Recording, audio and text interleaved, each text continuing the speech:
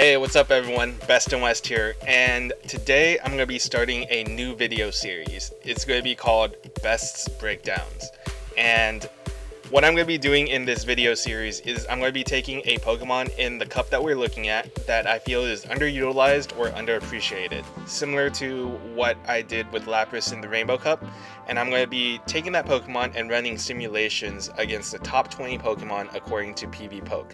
And I'm going to be talking about how I feel that Pokemon should be used, whether it be in a lead, in a closing position, or in kind of a safe switch or switch situation. As you can tell by the title of this video, today I'm going to be covering Tyranitar in the Twilight Cup.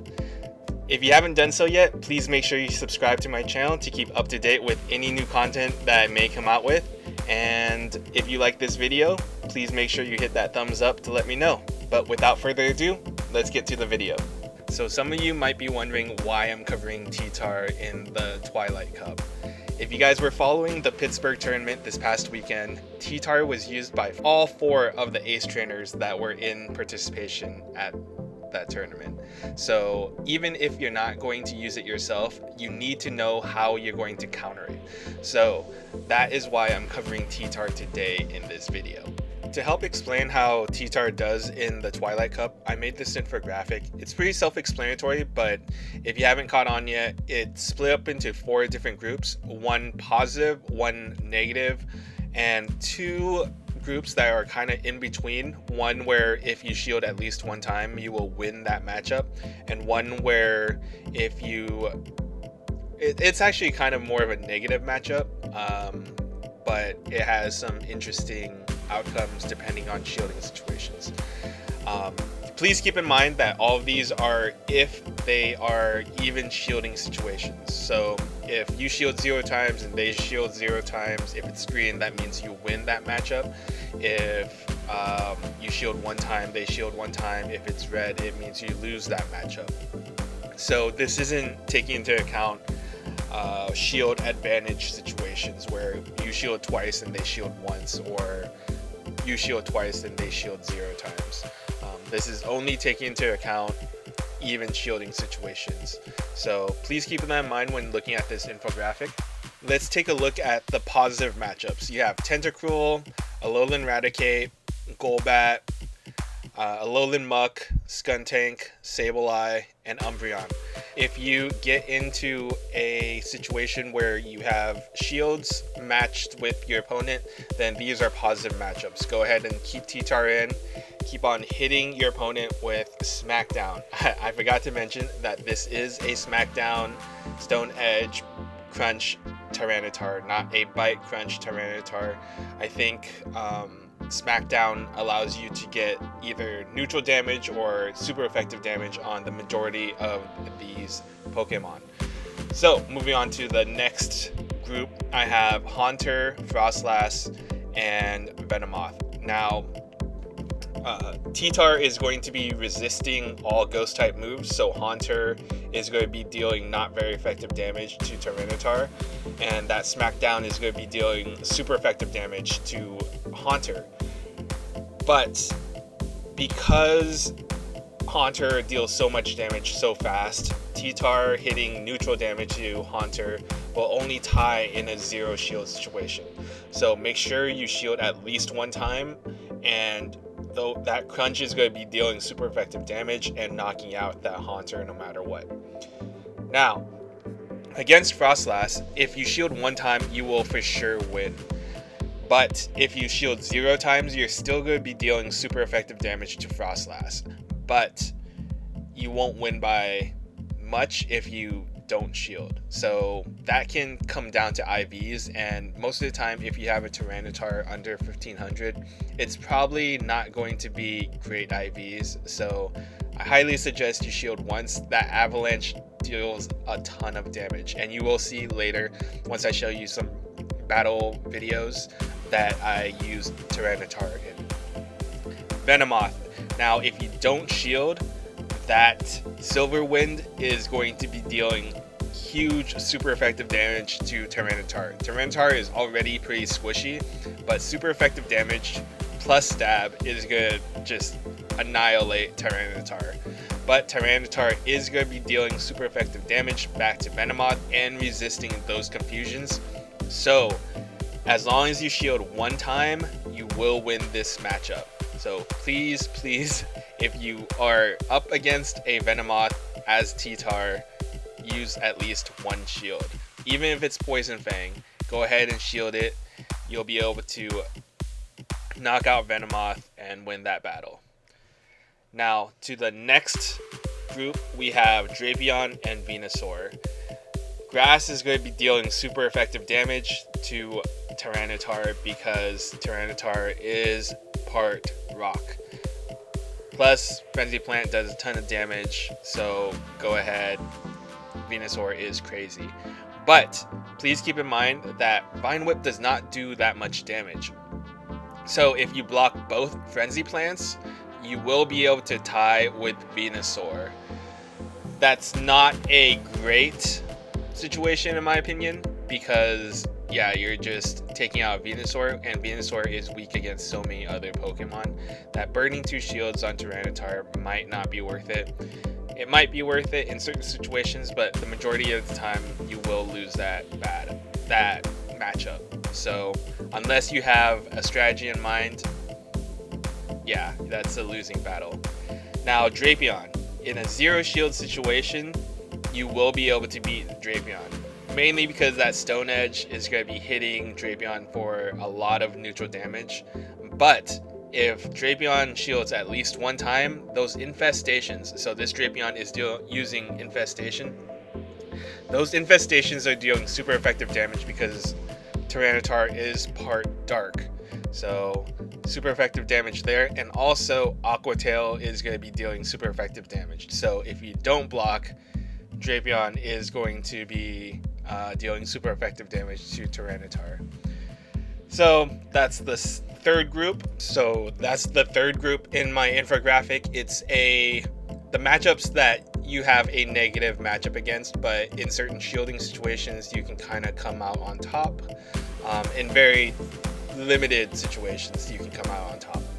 Now for the last group are, if you come up against these Pokemon, you need to bail pretty much instantly, or you have to sacrifice Ttar so that you can maintain switch advantage or something of the sort.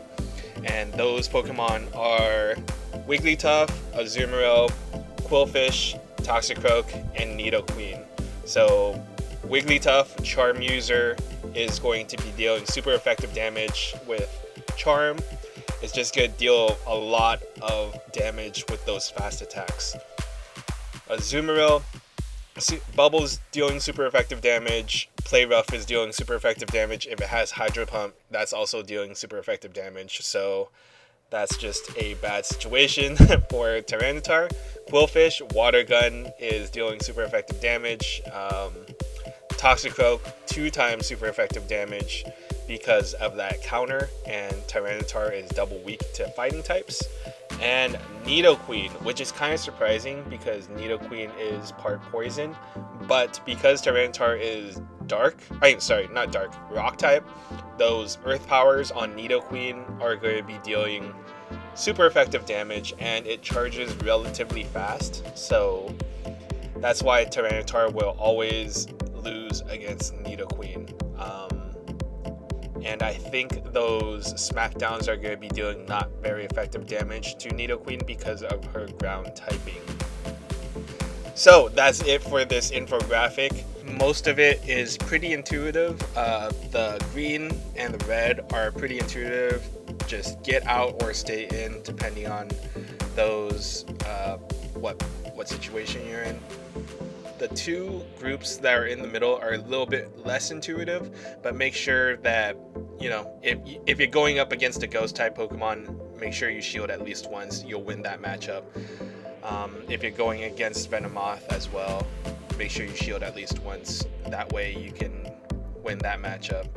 The Drapion and Venusaur, more than likely it's a negative matchup, but keep in mind if you're put in a terrible situation that you have potential there as well.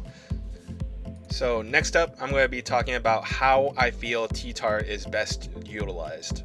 Here are the bullet points that I always think about when I'm trying to figure out how to use a specific Pokemon. So right here we have the main source of damage. It's Smackdown. So if you don't have a Smackdown Tyranitar under 1500, I suggest you not use Tyranitar in the Twilight Cup. Smackdown deals neutral damage to so much in the meta that that's the main reason why you would use Tyranitar, is to get neutral damage on a lot of things, or super effective damage on some of the matchups that you might come across. So Smackdown, Stone Edge, and Crunch is the moveset you're going to be running. The best position, in my opinion, is the lead. You can use it in other positions, but the majority of the time I think the lead is what you're going to be using Tyranitar on, because if you do face a Toxicroak, you're going to want to switch out, and it's easiest to switch out at the beginning, where you know you can see the Pokemon and you can make that decision within one or two, like within one turn pretty much.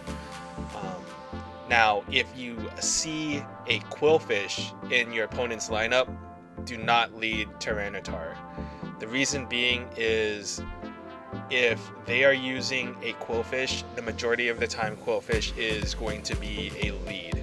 It's a great lead, and against Tyranitar it just dominates it. So if you see a Quillfish on your opponent's team, don't use Tyranitar, is my suggestion. It's not a rule, it's a suggestion, and I think that from my practice battles with Tyranitar, if you see a Quillfish on your opponent's team, don't lead it, because Quillfish is more than likely going to be lead.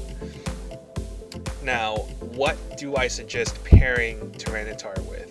I suggest pairing it with Golbat, Venomoth, and Azumarill.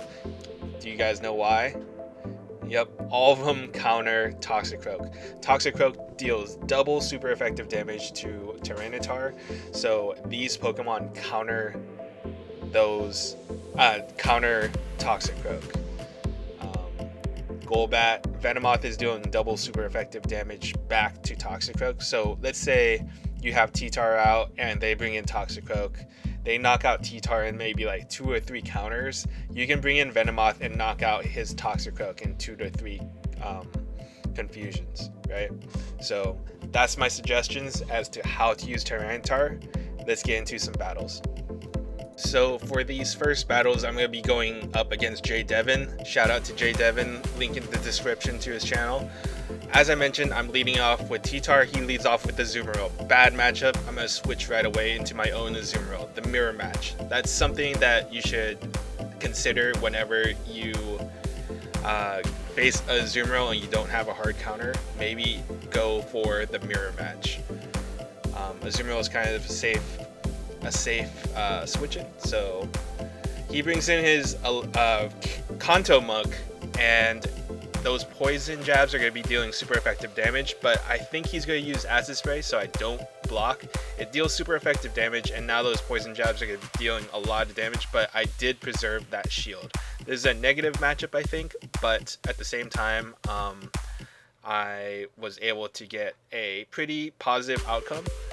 He's going to use Thunder Punch on my Toxicroak. I decided to shield that, and now I have some energy going into this next Pokemon. He brings out Venomoth. I'm going to get a Mud Bomb off as soon as I can, because those confusions are dealing crazy amounts of damage. I didn't get that second Mud Bomb off, but that's okay. I'm going to send in Ttar. He's going to swap right into Azumarill. Again, this is a bad matchup. He's going to use Play Rough, dealing super effective damage to me, so I'm going to block that. I'm going to switch back into my own Azumarill, and he's going to get another charge move off right here. Play Rough, knock out my Azumarill. I have Ttar, I have a Crunch. I think this is not going to be enough for me. Nope. And he's going to knock me out right here with the Play Rough. So GG Jay Devin, he takes the first round. Alright, so this second battle against Jay Devin, I kind of used the same strategy of leading Ttar. I feel like I could have played that last matchup, last battle a little bit differently. So lead off with Ttar, he leads off with Frostlass. As you know, this is a positive matchup as long as I shield or match, as long as I shield one time. So right here, I go ahead and shield. He gets an avalanche. I am dealing super effective damage. I don't need to go ahead and use that crunch. So now I have a charge move ready. So he brings out Azumarill. I go ahead and store that charge move and bring out my Dustox.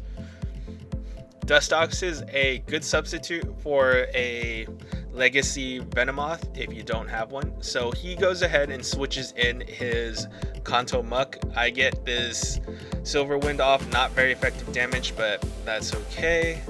I'm switch locked, so I don't really have much of a choice. He's going to get a charge move off. I think it's going to be Thunder Punch, but Dustox is so tanky that he can absorb that. And at this point, I know I'm at a pretty bad disadvantage in terms of matchups, but I was able to knock out that Kanto Muck. So he sends out Azumarill, knocks out my Dustox. Now I elect to go for the Mirror. So I have a slight HP advantage, but he does have the shield advantage. I go ahead and get this play ref off, and he decides to shield. So now we are at even shields. He has a slight energy advantage. I'm going to try to go for this Ice Beam, try to bait that last shield, but he doesn't fall for it. At this point, I also do not fall for it. So we each had a failed bait attempt. He gets another charge move off. Right here, another Ice Beam. So luckily I did not shield. I'm going to go ahead and try to get this play ref off. And he shields it. So right now I have a shield advantage, but he's going to knock me out with another Ice Beam right here. Now, I want to be able to hit Azumarill with my smackdowns and this crunch. Crunch does not very effective damage, but it's enough to knock out Azumarill. GG.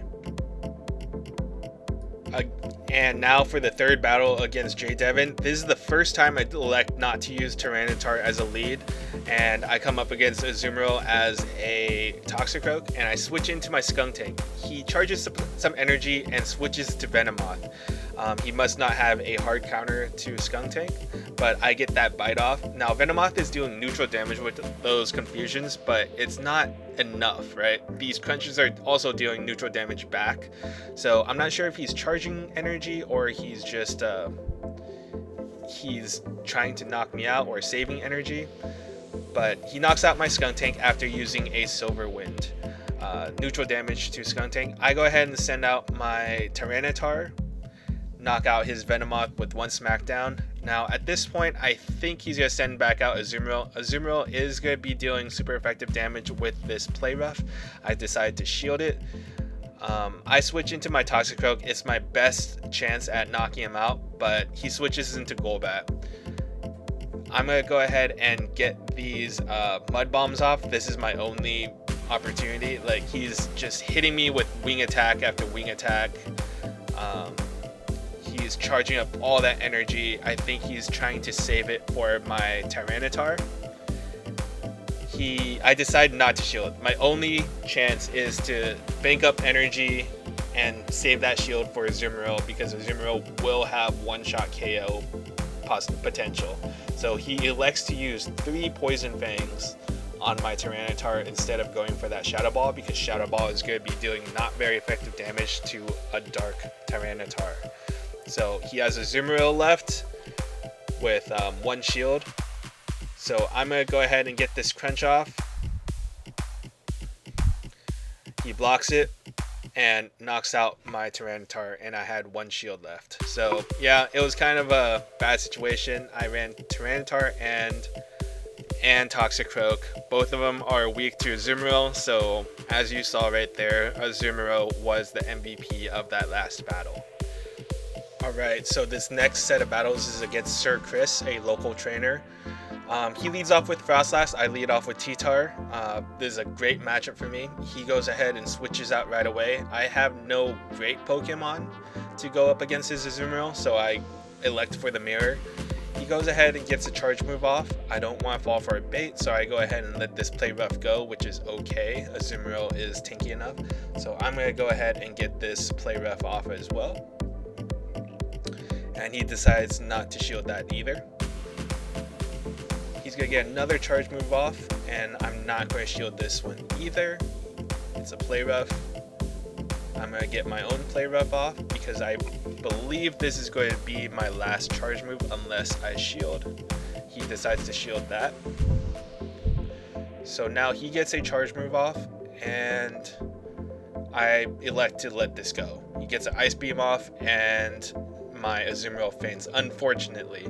But that's okay. He has very little energy left. I send out my Golbat. He's going to get an ice beam off, and I have to block this. It's going to deal super effective damage otherwise. He's going to go ahead and switch into his own Ttar, and I switch back into my Ttar. He's going to get a charge move off, and I'm going to shield this. I think it's going to be Stone Edge. Nope, Crunch. He got me. So I'm going to get my own Crunch off. And he decides not to shield that. And Ttar is really squishy, even with not very effective damage. You saw how much damage that does. So I'm just going to beat down his Azumarill with Smackdown, that neutral damage. I get this Crunch ready. Get that last shield on his Frostlass. I get one Smackdown off, and I had enough energy charged up for a Shadow Ball on his Frostlass, and this will knock out his Frostlass. GG. I think the biggest takeaway from that last battle was the Smackdowns on Azumarill. Although Smackdown is neutral to Azumarill, it still deals so much damage. So even though Azumarill is dealing super effective damage with those bubbles, I was dealing neutral, heavy, fast attack damage to his Azumarill. So I think by not having to use that Crunch, I was able to get it off on Frostlass and win that battle because I was able to get that Shadow Ball off. Into this second battle against Sir Chris, I lead off with Skuntank this time against Frostlass. So I believe this is a positive matchup because Skuntank will get to that Crunch very fast, but he does get to this Avalanche first. I go ahead and shield this up because Avalanche is going to deal massive damage. Crunch will deal super effective damage to Frostlass, and Frostlass is already pretty squishy, so I knew that he was going to shield that. I get another Crunch off before he gets another charge move off, which is perfect for me. And he's going to shield that, and he's going to get Avalanche off right after this. So I'm going to let this Avalanche go, and it did. You saw how much damage that did, right? But I send out Ttar, and he's going to get a charge move off right here, and I decide to not shield this. Watch how much damage that Avalanche does. So much damage. And he sends out Azumarill and knocks out my Ttar immediately.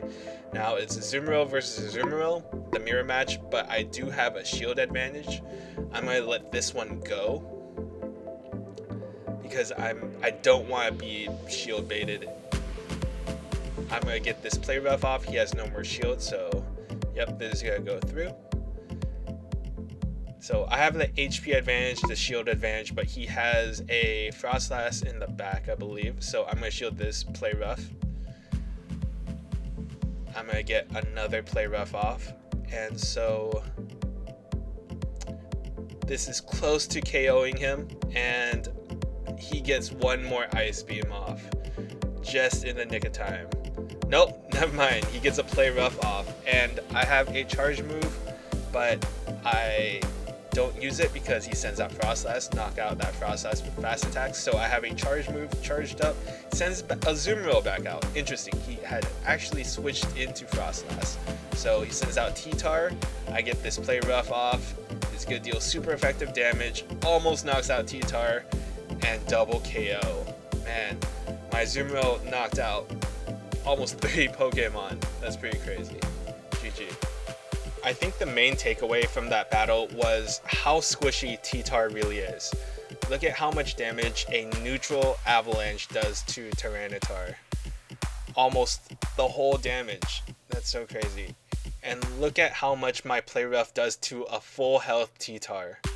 It darn near knocked out his Ttar. had one bubble left after using, so it's 2 bubbles and 1 play rough to knock out a full health Ttar. So crazy. And on to this last battle with Sir Chris, or second to last battle, the third battle with Sir Chris. I lead off Skuntank, he leads off with Azumarill. So this is one of the cases where I don't lead off with Ttar. I go ahead and switch into my own Azumarill after he brings in his Ttar. So like I mentioned, Ttar switching in is not usually a good matchup just because it doesn't, I don't know how to say it, it just has so many negative matchups. There's so many Pokemon that hard counter Ttar. So I elect not to shield that Stone Edge. It does a lot of damage. I go ahead and get this Ice Beam off, and he decides not to shield it. Unfortunately, I had to use it right away because if he sent in a poison Pokemon, I would not have been able to get off a charge move if I didn't blind use it. So he has out Azumarill, I send out Skuntank. Those poison jabs are going to be dealing super effective damage. I'm going to go ahead and try to bait his shield with this crunch. And luckily I did. It worked. So now I'm going to go ahead and get this Sludge Bomb off. And hopefully he doesn't shield. He's trying to save that shield. And that's exactly what he did. So he sends out Frostlass. I'm hoping to get to 1 crunch. Yes, I do. And so this is either going to burn his shield or he's going to let it go. He decides to burn it. He's going to use a charge move right here. I let my Skuntank go down because I know I have Ttar in the back.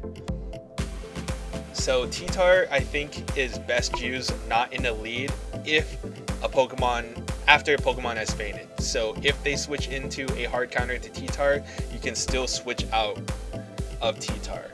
Right, so that was it. GG's. Good games, Sir Chris. Thank you for the matches. Alright, so that will conclude Best's breakdown of Tyranitar in the Twilight Cup. I hope you were able to learn something and take it to your upcoming Twilight Cup in the Mirror Cup.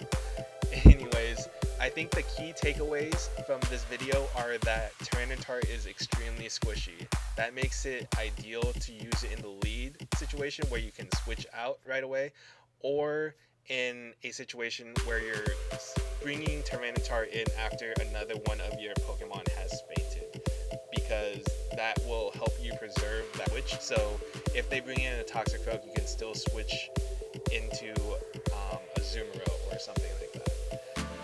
Another takeaway is that you need Smackdown. If you do not have Smackdown on your Ttar, do not use Ttar in the Twilight Cup. The reason why you would use Ttar is because of the uniqueness of Smackdown, where it deals either super effective damage or neutral damage to the majority of the meta. I think that's what makes it so much better. Bite, there's so many other Pokemon in the Twilight Cup that have Bite that they are better options versus Tyranitar, who is, like I mentioned, very squishy. That's pretty much it for this video. I wanted to give a shout out to a few of my patrons. They are helping support my passion for making these videos. I'd like to thank Blue Crab Carbs, Trainer Rem, Zayzilla, and my rival Shagnus. You guys are the MVPs of this channel, and you guys have gave me new motivation to keep making these videos, so look forward to more content to come. But that's pretty much it for this video. Till next time, guys, this is Bestinwest. I'll catch you guys later.